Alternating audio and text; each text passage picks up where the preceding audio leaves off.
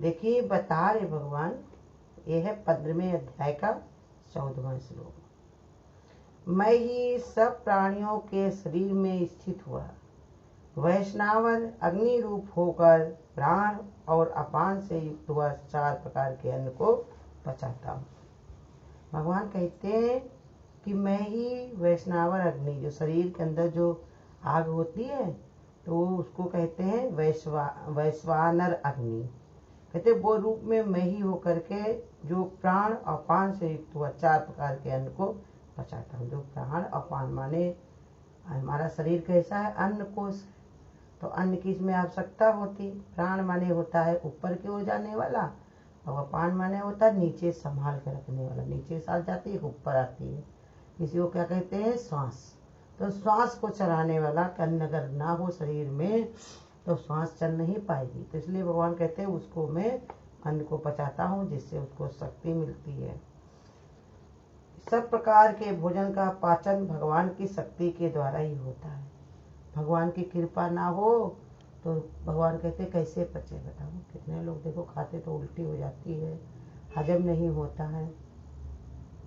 खाने में शक्ति नहीं है, भगवान में शक्ति कितनी। दवाइयाँ देखो रहती है, इंसान को कहेंगे दवाई उस डॉक्टर की ले ली, उनकी ले ली, तो फायदा तब थोड़ी होगा, डॉक्टर थोड़ी फायदा कराता, फायदा तो भगवान की कृपा कराती है। ऐसे ये भी बता रहे कि जो अन्न में कहेंगे इसमें कि चने में बहुत ताकत होती है, दाल में ताकत होती, इसमें ताकत नहीं होती। ये जौन है जो बहुत सब्जियाँ ऐसी होती कोई फायदे की नहीं होती, खाली स्वाद के लिए होती। लेकिन सब में भगवान कहते हैं जो भी है इसमें ताकत मिलती है तो भगवान की कृपा से ही मिलती है। सब्जियों की अपनी जरूरत नहीं है, दालों की अपनी ताकत नहीं है कि जो किसी के अंदर ताकत भर दे। वो तो जब भगवान की कृपा होती है तभी वो भर पाते। तो इसलिए कहते हैं इसमें भगवान की जब कृपा होती तभी जो है भोजन भी किसी के अंदर पच पाता है। इस श्लोक में अन्न को पचाने वाली शक्ति को वैष्णवर अग्नि बताया गया है। अन्नों को 4 प्रकार का बताया गया, जिसके भेद निम्नलिखित हैं। भक्ष, एक कैसे 4 प्रकार के अन्न को पचाती है भगवान ने बताया, हमारी ही शक्ति। तो पहला बता रहे भक्ष, ये वस्तुएं जो दांतों से चबाकर खाई जाती, जैसे रोटी, चावल इत्यादि, ये भक्ष कहा जाता है। कि कोई चीज खाओ तो उसको खूब चबा चबा करके दांतों से खाया जाता है। एक होता है भोज्य, वे शरीर को निगल कर खाए जाते हैं, जैसे दूध, पानी इत्यादि। भोज्य माने जैसे ऊँट के पास रखा नहीं, गुटक गए तो इसी बता रहे, उसके लिए चलाने की, जवान की जरूरत नहीं पड़ती दांतों की। वो जैसे ही रखा मुंह में वैसे ही मुंह के अंदर चला गया। ले है जो चाट कर ग्रहण किए जाते, जैसे शहद, चटनी आदि का। शहद चटनी जो होती है उसको कैसे चाट के कहता है, उसको कहते हैं ले। और ये बता रहे चौथा चोस है, जो चूस कर खाया जाता है। ये पदार्थ जो चूस कर खाए जाते हैं, जैसे आम, गन्ना आदि। इन चारों प्रकार के भोजन को पचाने की जो शक्ति जठर अग्नि में होती है, वो भी भगवान के लिए तेज का ही अंश है। कहा जो जठर अग्नि होती है वैष्णवर अग्नि, और होता है जठर अग्नि जो हमारे अन्न को पचाती है, बढ़िया से सही कर देती है। तो कहते वो भगवान के तेज मात्र से ही होती है। भगवान की अगर शक्ति ना हो, भगवान निकल जाए तो कोई उसको ऐसी शक्ति भर नहीं सकता जिससे वो कोई पचा सके। तो इसलिए कहते हैं भगवान की शक्ति से ही, भगवान के शक्ति से, उसके अंश से, अंश माने क्या, थोड़ी सी इशारे से ही भगवान कृपा करते हैं, जिससे कार्य सब होने लगते हैं। 2 मुख्य प्राण, जिन्हें प्राण और अपान कहते हैं, इस अग्नि को प्रतिबिंब करने में सहायक होते हैं। कहते हैं अग्नि को जलाने में प्राण शक्ति जो होती, प्राण और अपान शक्ति जो होती है, तो प्राण अपान शक्ति जो होती है तो वो अग्नि को प्रदीप्त माने आगे बढ़ाने में काम करती है। जैसे एक हवा करते पंख, जैसे चिमनी वो जलती है ना, अंगीठी जलती है या चूल्हा जलता है, तो उसमें क्या होता है, फूंक दिया जाता है तो तेज लौ होती है, हवा जब पहुंच जाती है उसमें तेज होती है। ऐसे हमारे अंदर जो प्राण और अपान शक्ति है वो इस अग्नि को धंधकाती रहती है। संसार में ऊर्जा के जितने भी स्रोत हैं, जिनके द्वारा जीवों को जीवन शक्ति का भान पोषण होता है, वे सब भगवान की शक्ति का अंश दिखाए गए हैं। जिस प्रकार बिजली के एक होते हुए भी वह गर्म करने में, ठंडा करने में, हवा करने में, प्रकाश देने में उपकरणों से प्रयुक्त होती है। कहा देखो एक ही बिजली होती है लेकिन सब जैसे जैसे औजार होते हैं उसमें सब अलग अलग काम करती है। ऐसे ये शरीर में भी बता रहे हैं कि शरीर के धारण पोषण की बात कहकर भगवान अब शरीरों में रहने वाली स्मृति, ज्ञान, विचार इत्यादि शक्तियों को भी उसमें भगवान ने कहा निर्गत बताते हुए कहते हैं कि देखो कि जो शरीर में स्मृति बनी रहती, लोगों को स्मृति रहती ना कि इसके लिए संसार में आए हैं, क्या उनको करना है, जो संत महात्माओं की कृपा से स्मृति प्राप्त होती है, या संसार में ही रहता है कि मैंने आज तुमने गैस जलाई तो कल तुम भूल जाओ, शाम को भूल जाओ, लेकिन याद रहता ना। ऐसे बटन दबा करके ऐसे इसमें माचिस लगाई जाएगी या लाइटर लगाया जाएगा, इससे ये जलेगी। ये भगोना तुम सीधा रखते हो, पहले भगोना रख लेते हो तब गैस जलाते हो, तो ये स्मृति ही न रहे, नहीं तो तुम भूल जाओ तो कैसे बिजली रखोगे, गैस जला के छोड़ सकते हो, भगोना नहीं रख सकते हो। लेकिन कोई हमारे अंदर बैठ करके मेरी स्मृति शक्ति को बढ़ाता, चाहे संसार के कार्य हों चाहे अध्यात्म के कार्य हों, सबको कराने के लिए वो भगवान ही शक्ति देता है स्मृति के रूप में, हमको जो याद बनी रहती। बहुत सारे लोग कहते हैं भूल जाते हैं, लेकिन हर चीज़ नहीं भूल जाते हो। जो चीज़ भूलते हो जिनसे इतना विशेष काम नहीं रहता है, जिसको तुम विशेष नहीं समझते हो वो चीज़ तुम भूल जाते हो, और जिसका तुम्हें अभ्यास जरूरी लगता है उसका अभ्यास करते रहते हो लगातार, तो कोई भूलने की वजह ही नहीं है। जैसे घर में अपने घुसना, नहाना धोना है, कपड़े धुलना है, कितने सारे काम ऐसे हैं जो तुमसे भूलते नहीं है। अगर बिजली भी ना हो तो अंधेरे में ही करके तुम निकल आओ। कोई कितने सामान रहते हैं तुम्हारे रखे रहते हैं अंधेरे में, लेकिन तुम उनको अंधेरे में ही उठा लेते हो कि यहाँ पर हमने रखा था, इतना ये बारीक था, मोटा था, जैसा था। तो कहते स्मृति को भी वही भगवान की शक्ति से ही, शक्ति ही उसमें काम करती स्मृति को। और कितनी बारीकता से करती, कोई देख नहीं सकता उसको, कोई दूसरा महसूस भी नहीं कर सकता।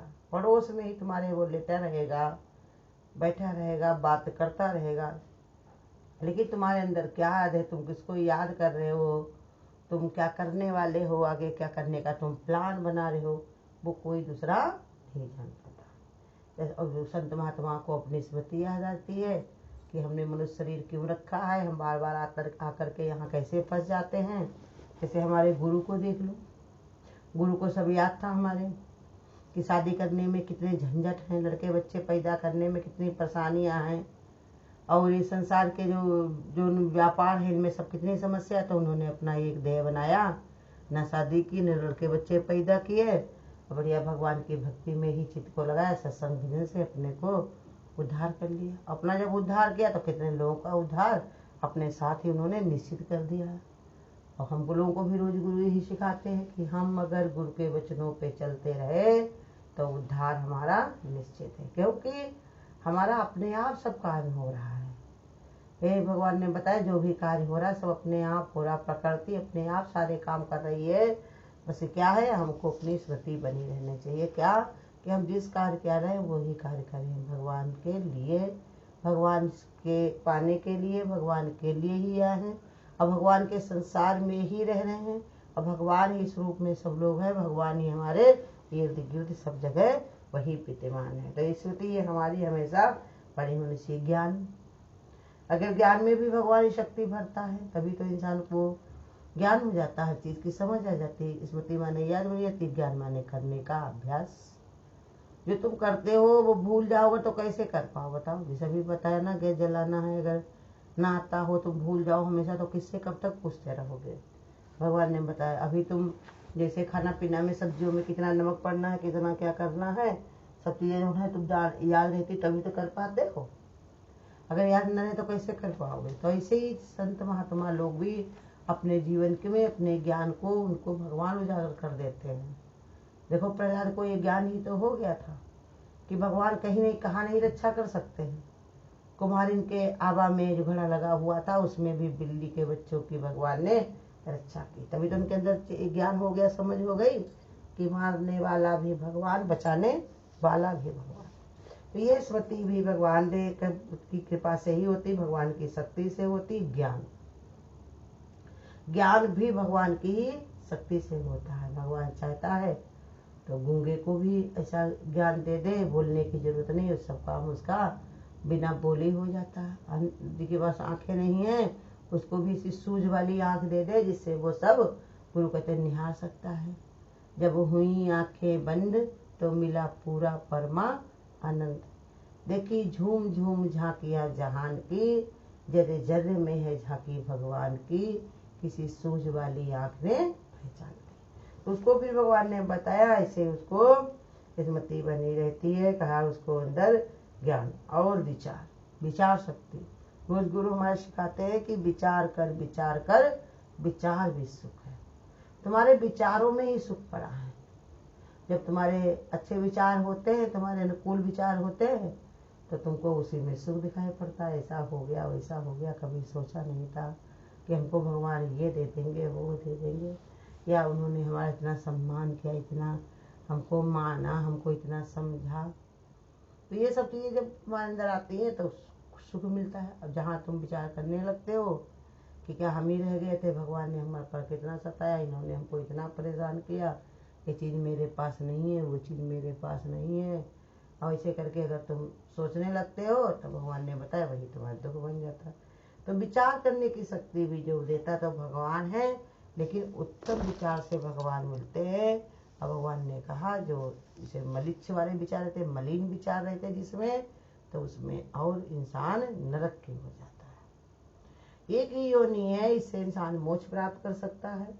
अब एक ही योनि है जिससे इंसान अपने को तो भगवान ने कहा अधोगति में ले जा सकता। दूसरी योनि नहीं है मनुष्य के अलावा।